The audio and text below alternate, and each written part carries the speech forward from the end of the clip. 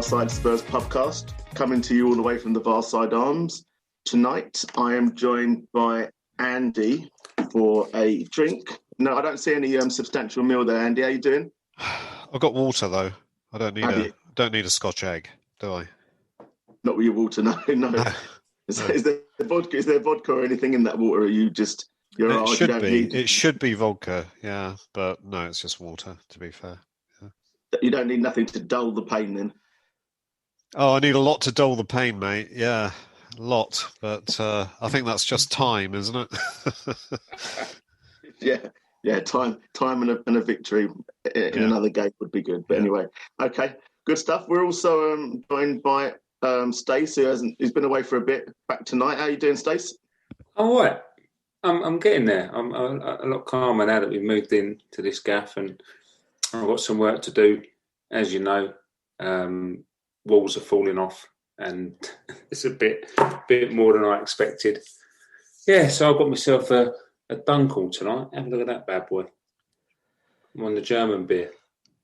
Good stuff. Yeah, so I'm all good. Thanks. Nice. Yeah, I don't recognise the surroundings, so it's all good. So take you a while to settle in and get all your stuff in the background, bikes and all that sort of malarkey that you used to have in the background when you used to pod. I'm going to do Spurs colour, Spurs wall, I think. Nice. Just what, pictures or just memorabilia, or just going to paint it blue, or just going to, I don't know, let it shit all over you? I don't know what.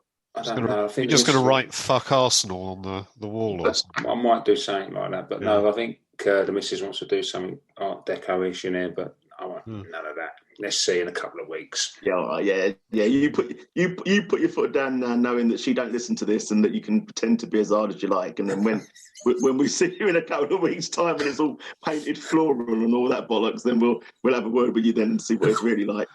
We'll see. Nice one. We're also joined by Majestic. How are we doing tonight, sir? Good evening, gents. Hope we're well. I've got my substantial meal with me. Here you go. Philadelphia. Light herb, soft cheese dip. There you go. A bit partridge. I'll take it. And the Diet Coke. That's what we got on the Varside Arms tonight. You know what? I mean, I've listened to you on a couple of pods that you've done, and I'm just struck by your voice and how smooth your voice is, and how you're going to make us sound like absolute fucking amateurs tonight. this smooth professional voice. Philadelphia. Yeah, Philadelphia. Coming live from the Varside Arms.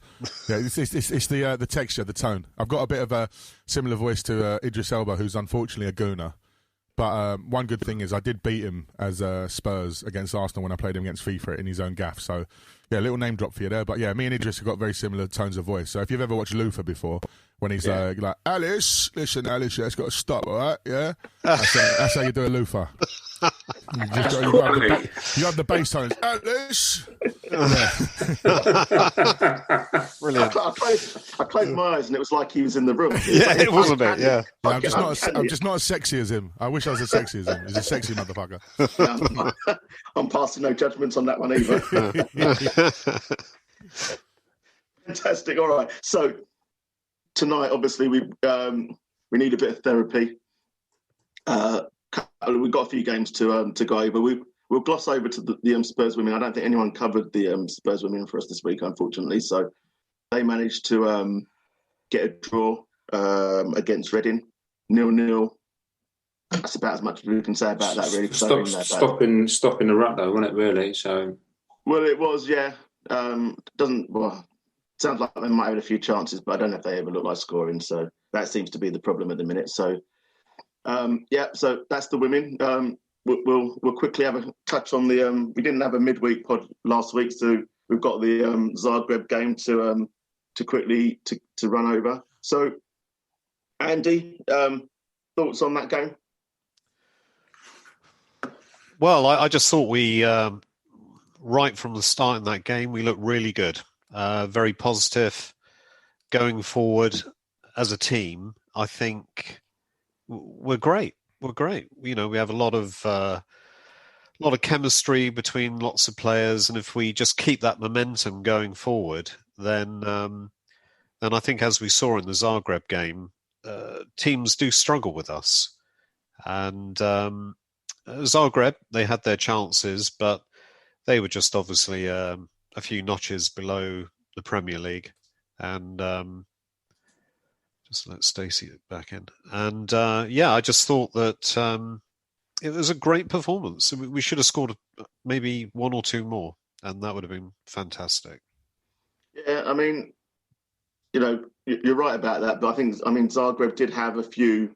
Interestingly, I thought they had a few clear-cut chances that they didn't capitalise on. And as you say, I think we dominated the game, took our chances well. The the first goal. Who scored the first goal? Well, it was Kane goal, wasn't it? Yeah, a good run from Lamela. That was the Lamela one off the post where Lamela played it off the post into Kane's path. That's right. Right. So that was the first half. Second half, though, Zagreb were a lot. I thought they were a lot more aggressive in the. Well, not more. I don't know about attacking. I thought they were just more aggressive. They seemed a lot more physical. In their approach. I think they were just trying to get into us, weren't they? Yeah. Yeah.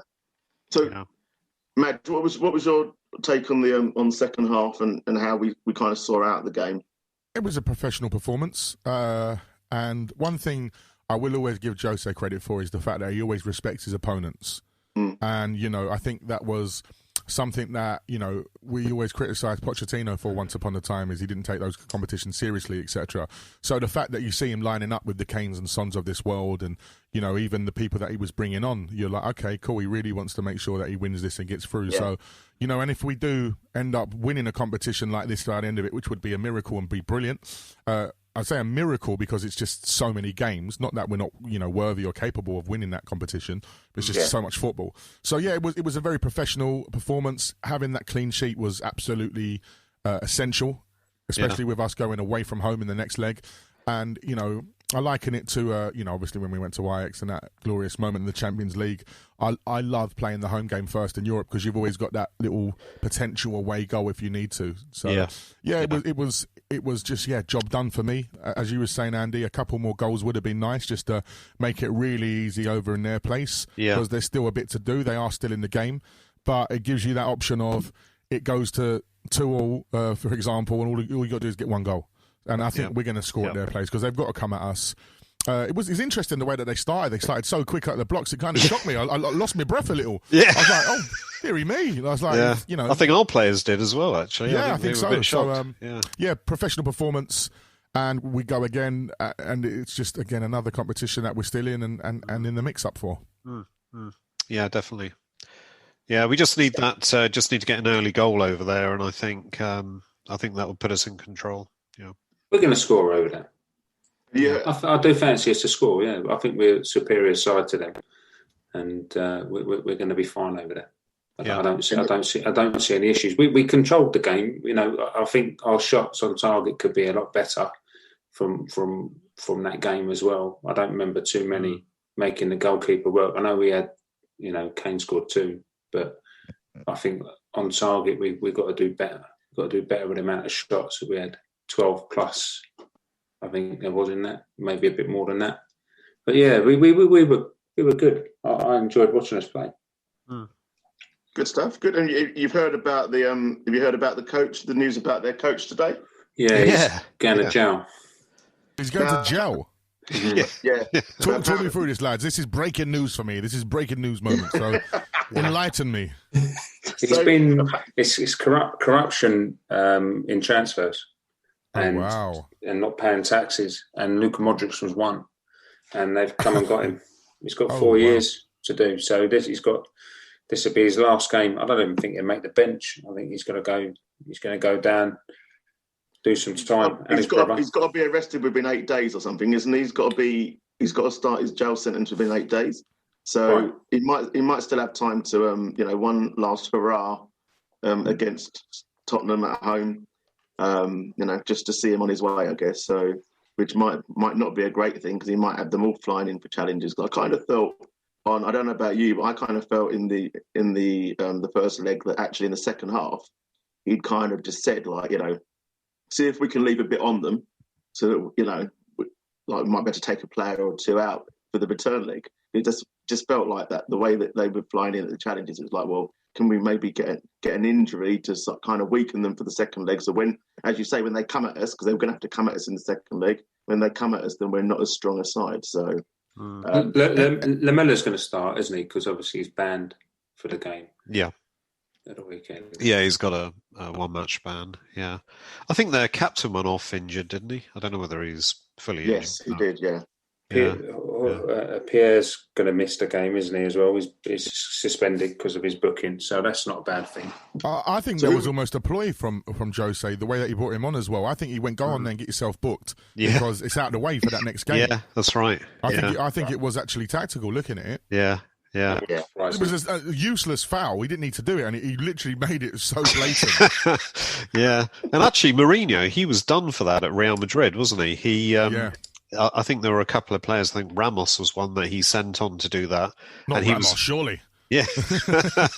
Yeah, exactly. Who would know the difference? Yeah. It's the normal day for him. Yeah. Okay, so that's enough. That's enough of the good stuff. All right, you've had your fill of good stuff.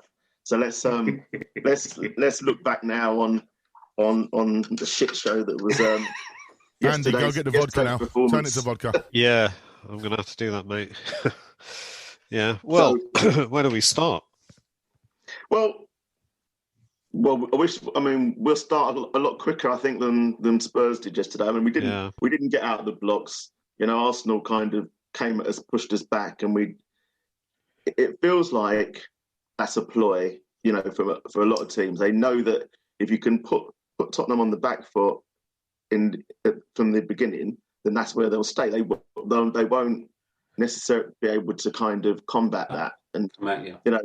So my question, because obviously, you know what Spurs Twitter's like whenever we lose, and we'll go through the game in a little bit, but the reaction, obviously today off of Twitter, and is that, you know, it like Spurs going back to the old tactics of, you know, Mourinho going back to the old tactics of low block, you know, being compact and trying to play on the counter. Now, do you think that's actually the case, or is that just what people see because they see it like the opposition have pinned us back and we just never actually managed to get out of that situation? You know, because based on what you know, Alistair Gold was saying from a pitch side perspective, he's seeing the coaching staff trying to urge the team forward, trying to get them higher up the pitch, trying to urge them forward, trying to get them to press. So, you know, where is this, like, what's the truth of the situation, bearing in mind that obviously no one else is in the stadium and can't really give us that information. Dace, what do you think?